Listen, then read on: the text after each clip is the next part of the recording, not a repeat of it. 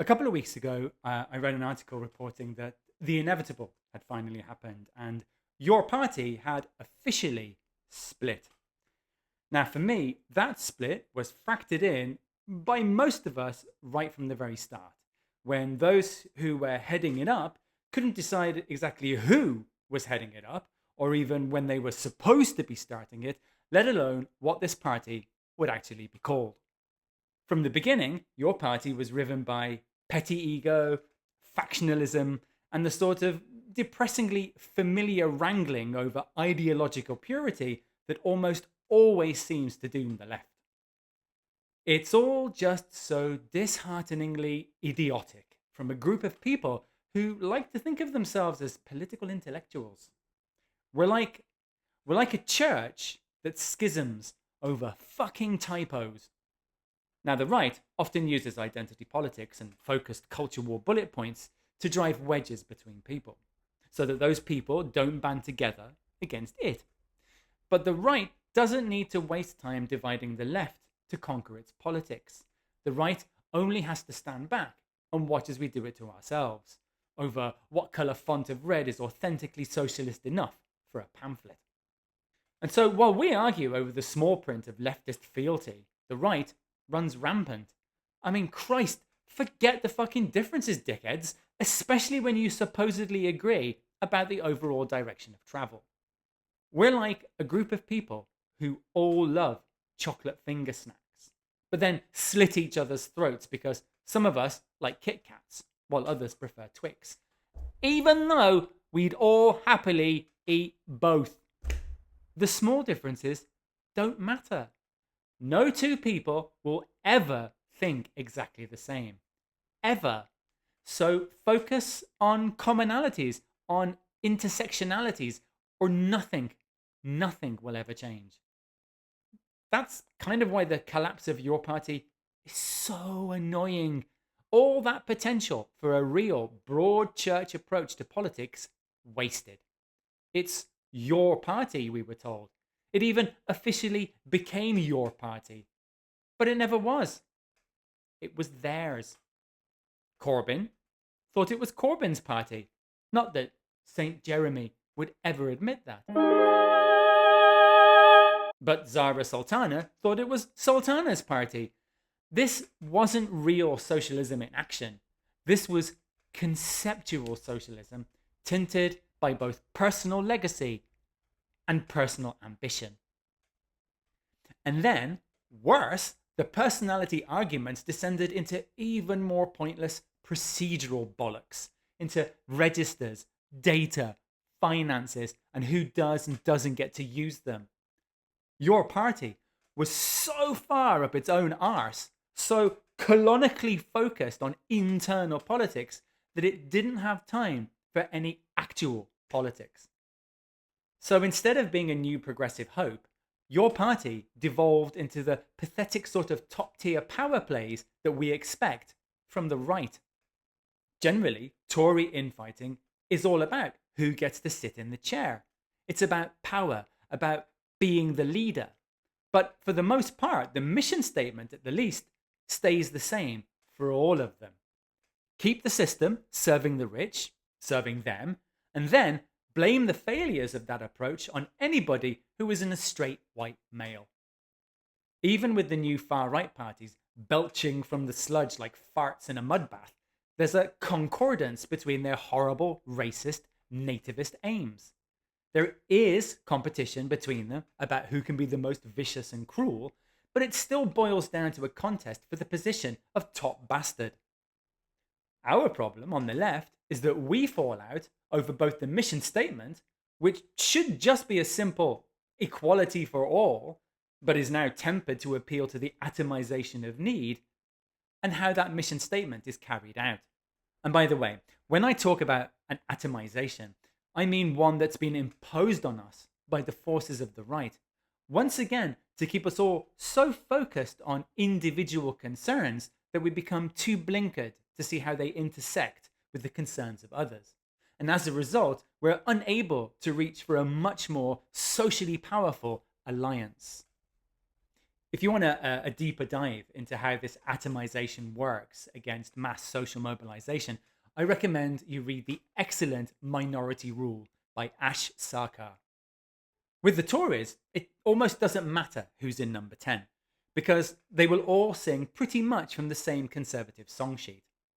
The left, however, often demands a kind of rigid intellectual dogmatism that simply isn't workable because that's just not how people work.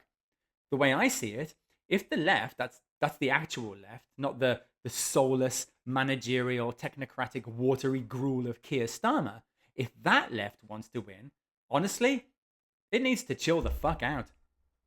I mean chill out between ourselves. We should, of course, continue to be radical, but let's not try to out-radical each other. It's a social, philosophical, political project, not a pub quiz. The left should be a massive melting pot of ideas, all working towards that same egalitarian goal of a fair society for all.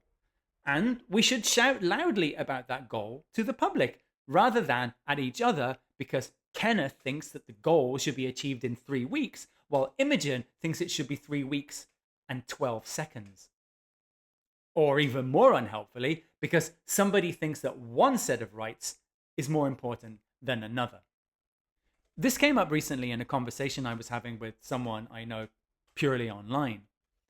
Look, she said, I'm not saying we should fall out over meat, cars, or aspartame, but as an LGBTQ woman and feminist, I'm not sacrificing abortion rights or trans rights to achieve solidarity. And of course, clearly, she shouldn't. Any left movement that demanded that wouldn't be worthy of the name. For one thing, solidarity is precisely standing by another person for what they are fighting for, regardless of that objective having any direct impact on your own life. Look at the miners' strike across 1984 and 85, where the cause of the miners was joined by lesbian and gay activists, feminists, and other minority communities. They weren't there to get their own jobs down the mines.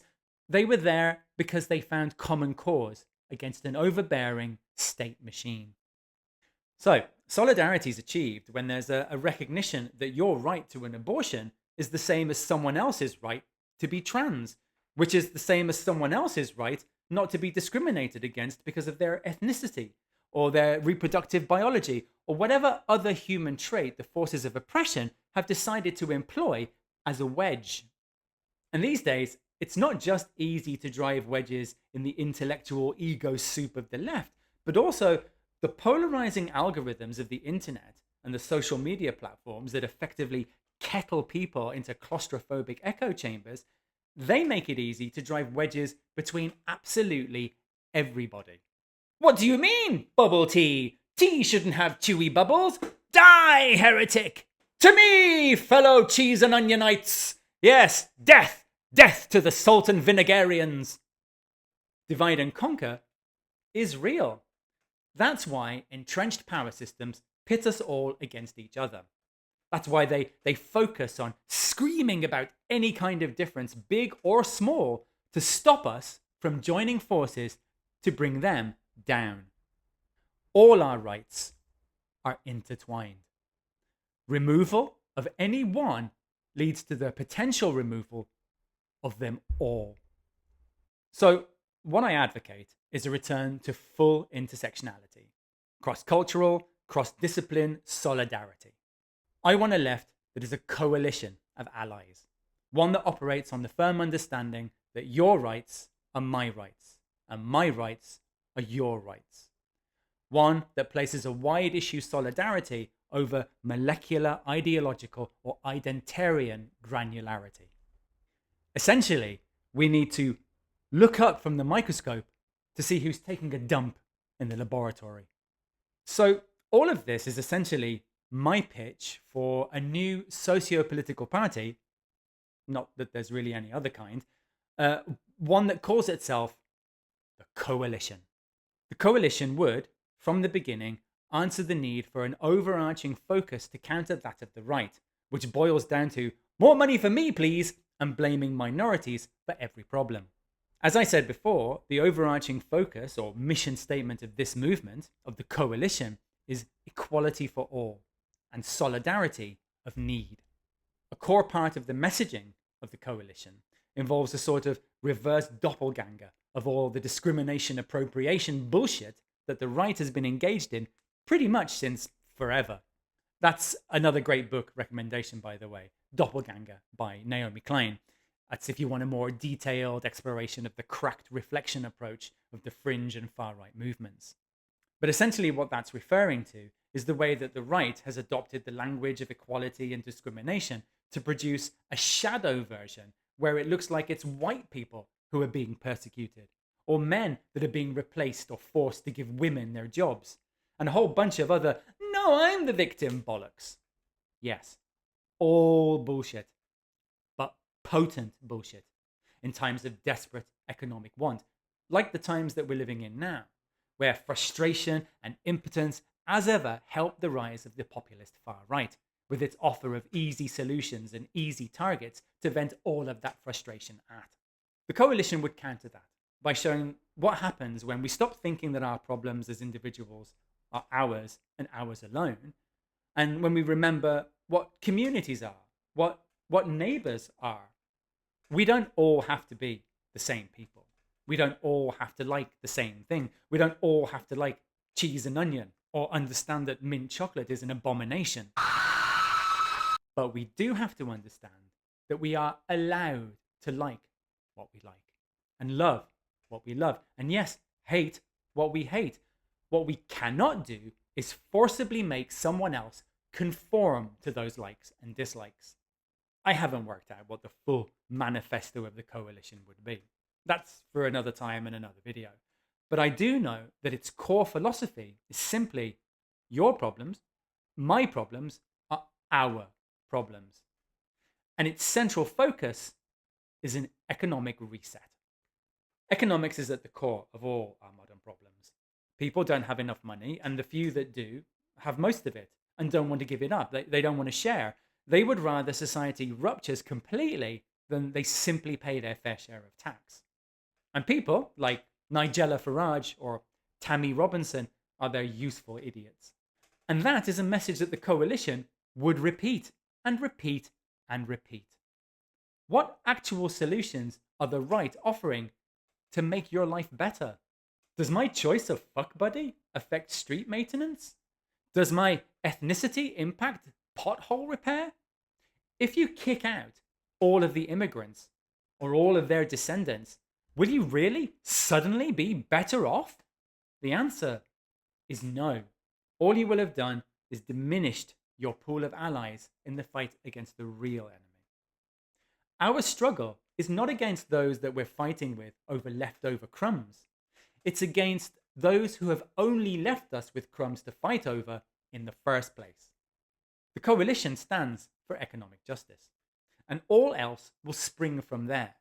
Because in that fight for economic justice, we are all as one, joined together in common cause, brothers and sisters, against the same foe.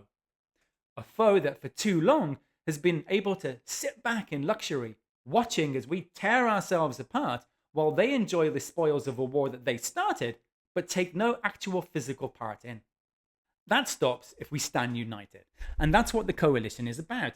Standing united against the big problem and refusing to be distracted from the cause of economic parity just because Elon Musk has lifted his waxy face from a ketamine pit to post that one of us likes English yeast extract on our toast, one prefers Australian yeast extract, and yet another one thinks that we should both be fired into the sun for desecrating toast with either of them.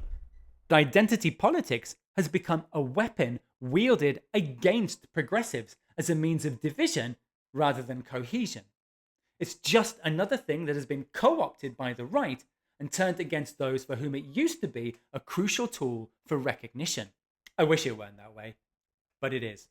And the sooner that we accept that and shield ourselves from it, the better. And perhaps the first step towards that understanding is to join the coalition. Wow, all of that talk about politics and social evolution, that's made me really hungry. I need a snack.